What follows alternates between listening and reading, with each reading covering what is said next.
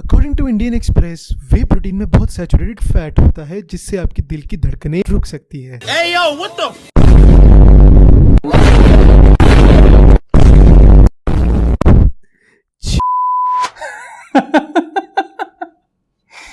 इसलिए अगर कहीं पे भी अखबार में कोई आर्टिकल किसी टाइप का हो या किसी भी मीडिया पे भी हो, हमें आंख बंद करके भरोसा नहीं करना। दोस्तों नमस्कार, मेरा नाम है अनुराग और आज के इस वीडियो में हम लोग एक इंडियन एक्सप्रेस के आर्टिकल पे था। ये आर्टिकल है जुलाई 14 को और हमारे एक सब्सक्राइबर उन्होंने मेरे को इंस्टाग्राम पे मैसेज किया था। अगर ऐसी कोई चीज जिसपे आप चाहते हो मैं रिएक्ट करूं या ब्रेक डाउन करूं तो ये मेरा इंस्टाग्राम आईडी है, आप मेरे को मैसेज कर सकते हैं। I will be more than happy to react. तो इसमें क्या है, इसका लिखा क्या है, इस पूरे आर्टिकल का जो हेडलाइन है, it's potential side effects of protein supplements gym enthusiast must know. तो इसके ऊपर आर्टिकल है, लेकिन इस आर्टिकल को शुरू करने से पहले, ब्रेक डाउन करने से पहले मैं बताता हूँ कि बेसिस क्या है जो मैं आर्गुमेंट्स दूंगा। ये साइंटिफिक लिटरेचर से आएंगे, लेकिन आपने बहुत बड़ी चीज सुनी होगी कि स्टडीज ये कहती हैं, स्टडीज वो कहती हैं। क्या सब स्टडीज बराबर है? Absolutely not. मैं स्टडीज के बारे में तो पूरा वीडियो बन सकता है कि कैसे आप आइडेंटिफाई करें कि किन टाइप की स्टडीज को पकड़ना है, किन टाइप को नहीं पकड़ना, लेकिन ओवरऑल ब्रेक डाउन आपके लिए कर देता हूं ताकि आगे इसको ब्रेक डाउन करने के लिए थोड़ा आसान रहे। और इस आर्टिकल को मैंने पढ़ा है और कुछ चीजें सीखने की बड़ी अच्छी है। जैसे अगर आपको पोटेंशियल रीनल एसिड लोड पता है, क्या नहीं पता, तो इस वीडियो में डेफिनेटली हमें जानने को मिलेगा। तो गारंटी मोस्टली लोगों को कुछ ना कुछ एक नई चीज जानने को मिलेगी। तो शुरू करते हैं, इस वीडियो का बेस बनाते हैं। पहले जब भी आप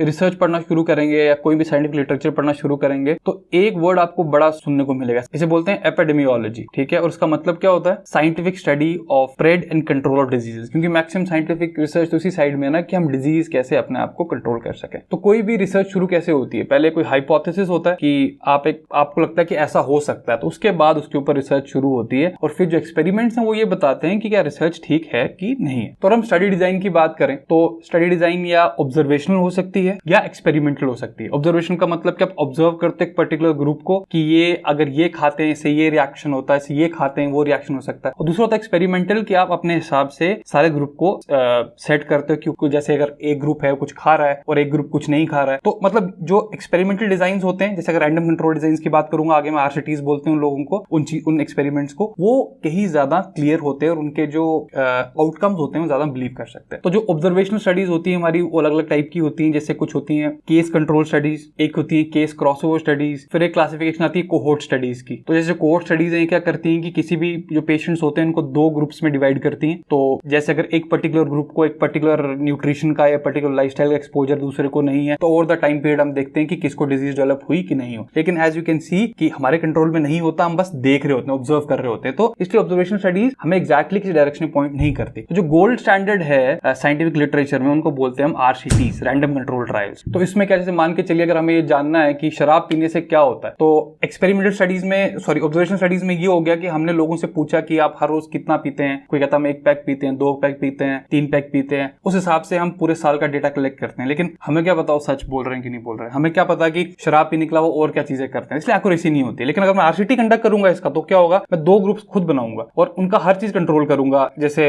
कि इसको हर इंसान को 1 पैक इसको देना है, 30 ml का रोज देना है, इनको बिल्कुल नहीं देना है। फिर देखना कि 30 ml पीने के बाद हर रोज क्या कुछ फर्क पड़ता ही नहीं पड़ता। तो एज यू कैन सी जो आरसीटी डिजाइन करने में बहुत महंगी होती हैं और इसलिए अगर उतनी कॉमन हो नहीं पाती आरसीटीज, तो उसका एक और मतलब इसका एक और जो वैसे इस वीडियो के स्कोप के बाहर है मेंडेलियन रैंडमाइजेशन बोलते हैं इस पर्टिकुलर चीज को, ताकि हम इतनी जो बड़ा खर्चा लगेगा आरसीटीज करने को वो ना हो। तो ये बेसिक चीज है। मान के चलेंगे कि आरसीटीज करंट डिस्कशन के लिए अगर आरसीटीज हमें मिलती हैं वो अच्छा एक एविडेंस का सोर्स है, लेकिन एक आरसीटी कभी भी कुछ नहीं बोलती। अगर हम बार बार किसी एक पर्टिकुलर चीज को रिप्रोड्यूस कर सकें फिर हम एक पर्टिकुलर कॉन्फिडेंस से बोल सकते हैं कि भाई ये पर्टिकुलर चीज सही है और ये नहीं है। तो आइए वीडियो शुरू करते हैं। वीडियो शुरू कर दिया, आर्टिकल शुरू करते हैं। अब ये क्या कहते हैं, protein supplements help people who exercise on a regular basis gain muscle and improve there athletic progress. I mean depends कि उनकी बाकी कैलोरीज का क्या सिस्टम है, लेकिन ठीक है मोटा मोटा कह सकते हैं। The consumption of protein is crucial for muscle regeneration activities which is essential component of body building. ठीक है, while whey protein is regarded as an ideal supplement for gym goers enthusiasts who are putting an extra effort to accelerate the muscle building targets, it has been observed that protein supplements have their own pros and cons. चलो ठीक है, देखते हैं कि क्या pros और क्या cons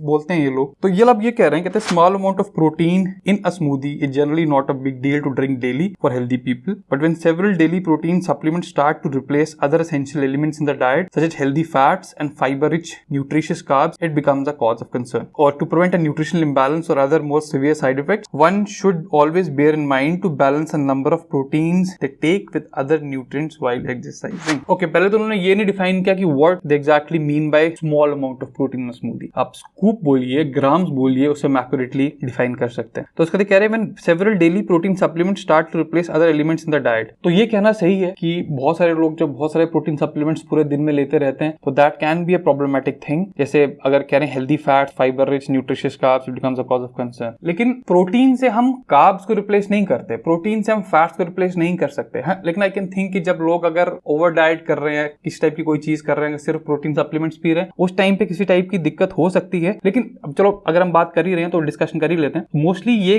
use case scenario कब हो सकता है, जब को बहुत डाइटिंग कर रहा है तो उस टाइम पे फिर taking a lot of protein supplements. लेकिन उस टाइम पे भी we take some fats and some fibre, वो चीज जरूरी है. तो end of the day protein supplements क्या है, it's a processed food and अगर इसके ऊपर ओवर रिलायंस होगी दिक्कत क्रिएट करेगी. लेकिन अगर if you having it as a part of well rounded programme तो तब कोई दिक्कत होनी नहीं चाहिए. तो आगे देखते हैं आगे क्या बोलते हैं. Whey protein is the most common protein supplement that is high in amino acids and contain number of globular proteins that have been extracted from the liquid substances predominantly present in milk. So globular protein कुछ नहीं होता, it's like कि protein का shape globe की तरह होता है और जहां तक मुझे याद है 3 या 4 शेप्स होती हैं प्रोटीन की. पहले काफी होती थी, अब तो हमें काफी सारी पता चल गई और उनमें से ग्लोबुलर प्रोटीन एक होता है. अब कौन शुरू होता है कि high intake of whey protein might cause headaches, diarrhoea, nausea, acne outbreak, stomach aches, weight gain and bloating. तो high intake of whey protein, पहले तो हाई इंटेक का मतलब हम स्पेसिफाई नहीं किया. What do you mean by high intake? एक 60 kilo के इंसान के लिए, एक 80 किलो के इंसान के लिए, 100 किलो के इंसान के लिए हाई इंटेक अलग अलग मतलब रखता है. अब कहते हैं हेडेक्स हो सकती हैं, पता कैसे हेडेक्स होती हैं? Not because the way protein part, लेकिन जो आर्टिफिशियल स्वीटनेस है और जो उसमें से आर्टिफिशियल फ्लेवरिंग्स हैं वो हेडेक करते हैं. मेरे बहुत सारे क्लाइंट्स जिनको ऐसा होता है. उसके बाद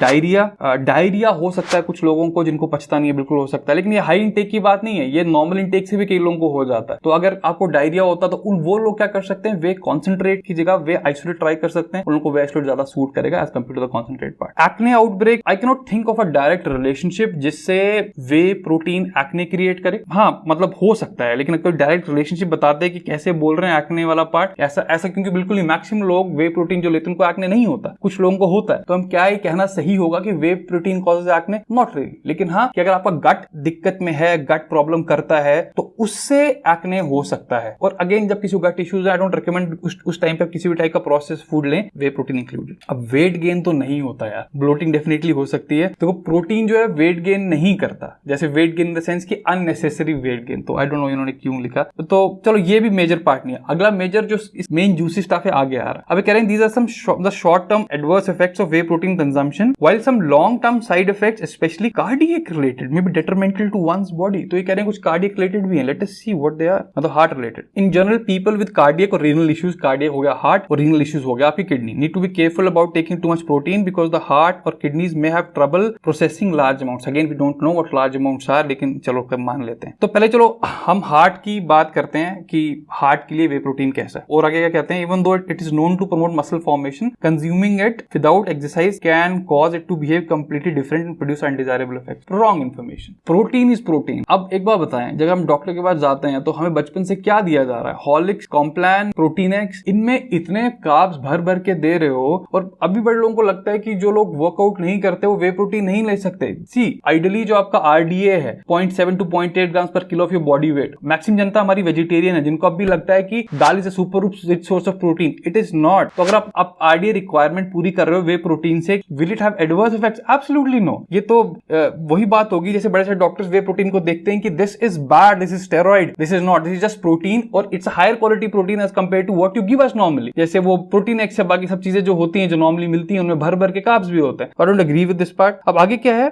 the biggest issue is that excess protein from supplements is typically rich in saturated fats which can contribute to higher levels of LDL and bad cholesterol. As a result whey protein can influence cardiac functions, alter heartbeats and cause cardiac arrhythmia, cardiac arrest and other severe heart issues. Let's take it one by one. सबसे पहले क्या कहते हैं, excess protein in supplements is typically rich in saturated fats. हम 2-3 supplements का example लेते हैं. माई protein ले लीजिए आप. माई प्रोटीन का मैं यहाँ पे इम्पैक्ट वे आइसोलेट देख रहा हूँ और इसमें अब देखते हैं कि कितना वो है सैचुरेटेड फैट है पर सर्विंग। इसमें फैट सिर्फ 0.21 ग्राम्स है और सेम गोज विद हमारा बायोजाइम वे हो गया या आपका ऑन का वे हो गया या किसी भी आप ब्रांड का पकड़ो। This is completely factually inaccurate information कि वे प्रोटीन में बहुत सारा सैचुरेटेड फैट होता है। तो this is wrong information, factually wrong. अब देखते हैं कि वे प्रोटीन और हार्ट का आपस में क्या रिलेशनशिप है। Let us put up some studies we have. तो ये इफ यू कैन लुक, ये वे प्रोटीन का इफेक्ट है on cardio metabolic risk factors. तो इसमें यह बताया गया है कि अल्टीमेटली जो कार्डियो मेटाबॉलिक रिस्क है,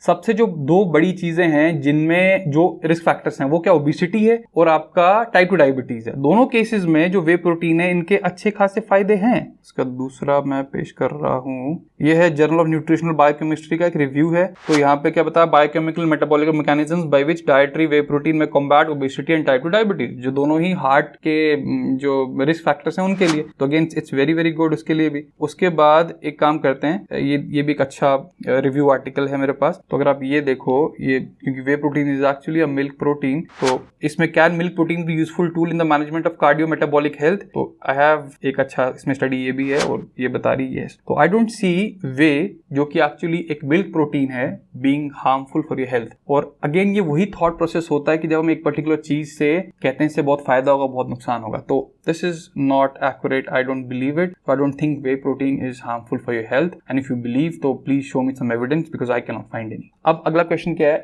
how protein supplements can impact liver and kidneys. तो अगेन इस सेम पॉइंट क्या बोल रहे हैं कि additionally whey protein is consumed with regular exercise, it might also cause liver damage over time since kidneys work to remove extra protein consuming too many protein supplements can cause the body dehydrate, increasing the urine volume, calcium excretion and plasma urine concentration. Moreover, when body consumes too much whey protein, the body develops a mineral imbalance that lowers bone density. It could affect the bones, which could lead to further osteoporosis.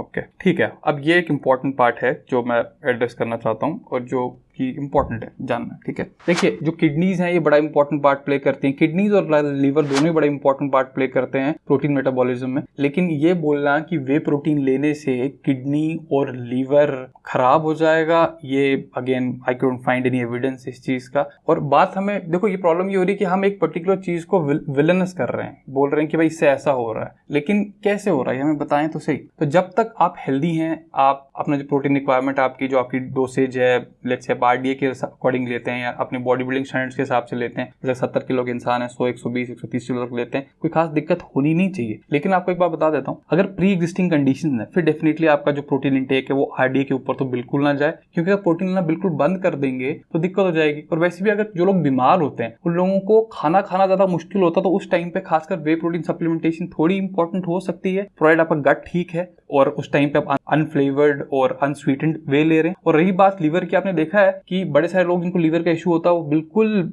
बहुत कमजोर हो जाते हैं. क्यों? क्योंकि जो liver है वो बड़ा इंपॉर्टेंट पार्ट प्रोटीन मेटाबॉलिज्म में प्ले करता है. तो इन दोनों की बात करें तो अगर आप हेल्दी हैं, कोई दिक्कत नहीं है, तो I don't think way protein कोई दिक्कत करेगा. लेकिन प्रॉब्लम ये होती है कि बड़े सारे लोग, डॉक्टर्स इन पर्टिकुलर, ये लोग, अब तो काफी लोग इसको ठीक समझ रहे हैं, लेकिन वे प्रोटीन और स्टेरॉइड्स को सेम ही समझा जाता है. लेकिन अब जो एक इंपॉर्टेंट चीज है ये मैं एड्रेस करना चाहता हूं, जिससे इन्होंने इसमें एक हाईलाइट किया. अच्छा point, it's a very good point, लेकिन ये भी फैक्चुअली इनएक्यूरेट है. इन्होंने कहा one consumes too much way protein, the body develops a mineral imbalance that lowers bone density. तो कहीं ना कहीं अगर बहुत सारा वे प्रोटीन कंज्यूम हो रहा है तो उससे बोन मिनरल डेंसिटी कम हो सकती है. फैक्चुअली इनएक्यूरेट, बताता हूं क्यों. देखिए बोन क्या है, it's a very large ion exchange buffer system है. तो जो हमारी बॉडी का 80% टोटल कार्बोनेट है वो बोन के आसपास ही स्टोर्ड होता है. 99% जो हमारी बॉडी का कैल्शियम है वो बोन में है. तो अगर शरीर में हमारी कुछ एसिड बेस्ड चीजें चेंज होती हैं, कुछ ऐसा होता है, तो बोन क्या करता है, इस टाइम पे चीजें कुछ रिलीज होती हैं. ठीक है, जैसे कैल्शियम निकाल दिया, सिट्रेट निकाल दिया, इस टाइप की चीजें, ताकि हमारी बॉडी का पीएच मेंटेन रहे. अब एक डाइट होती है, उसे बोलते हैं एसिड ऐश डाइट. एसिड ऐश डाइट का मतलब ये होता है कि वो एसिड क्रिएट करती है जब उसकी मेटाबॉलिज्म होती है. तो अगर आपकी डाइट में बहुत सारा प्रोटीन है, लाइक मीट वाला प्रोटीन ज्यादा है और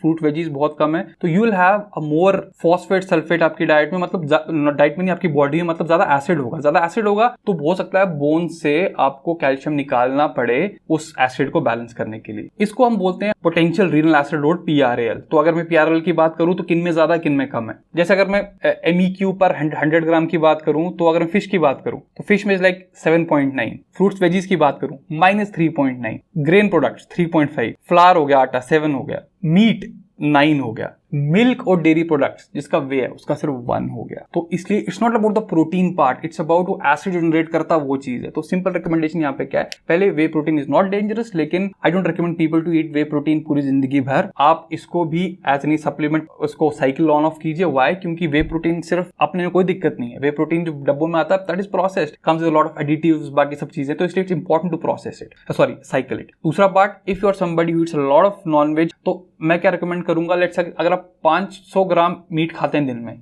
get at least 1 kilo of salad every day, तो आपको ये दिक्कत कभी भी नहीं आएगी। तो ओवरऑल रिकमेंडेशन क्या है हेल्दी रहने के लिए, अगर प्रोटीन के हिसाब से बात करूं, जो लोग स्पोर्ट्स इंथुजियास्ट हैं, तो you can eat your protein लेकिन डोंट फॉरगेट योर वेजीज। हाँ, लेकिन एक कंडीशन ऐसी जरूर होती है, क्योंकि I work with lot of gut patients जिनको सब्जियां बिल्कुल पचती नहीं है, तो उनको सिर्फ मीट खाना पड़ेगा फिर। लेकिन you got the story right कि वे प्रोटीन के बारे में कोई मतलब ऐसी कोई खतरनाक चीज नहीं है, इट्स नॉट वेरी डेंजरस और स्टफ लाइक दैट। और मैं अगर इंडियन एक्सप्रेस से कोई ये देख रहा है, तो मैं आपसे गुजारिश करूंगा कि अगर आप इस टाइप की कोई भी आर्टिकल्स बनाते हो तो बड़े से लोग मान लेंगे उस चीज को। तो नीचे अगर रेफरेंसेस दिए हो कि आपने कैसे लिखे हैं, तो that be highly beneficial. So guys, I hope you learn something new. I see you next time. Till then, bye.